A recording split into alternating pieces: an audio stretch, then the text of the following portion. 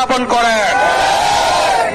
আমরা রংপুরে গিয়ে মরতে চাই না, শ্রমিক ভাইরা দিনাজপুরে গিয়ে মরতে চায় না, শ্রমিক ভাইরা পথে মরতে চায় না, শ্রমিক ভাইরা চিকিৎসা না পেয়ে মরতে চায় না, তারা চিকিৎসা পেয়ে মরতে চায়। আমি পঞ্চগড়ের সন্তান, পঞ্চগড় হাসপাতালে চিকিৎসা নিয়ে মরতে চাই। এটা আমাদের মৌলিক অধিকার। স্বাধীনতার 54 বছর চলে গেছে, পঞ্চগড়ে কোনো হাসপাতাল হয়, মেডিকেল কলেজ হয় নাই, কোনো ভারী কলকারখানা হয় নাই, কোনো মিল কারখানা হয় নাই, অর্থনৈতিক অঞ্চল হয় নাই।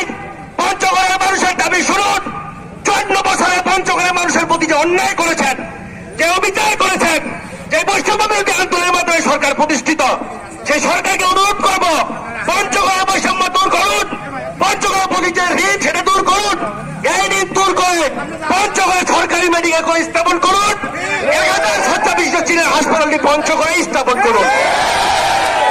আমরা সকলে মানুষ, আমাদের চিকিৎসা পাওয়া মৌলিক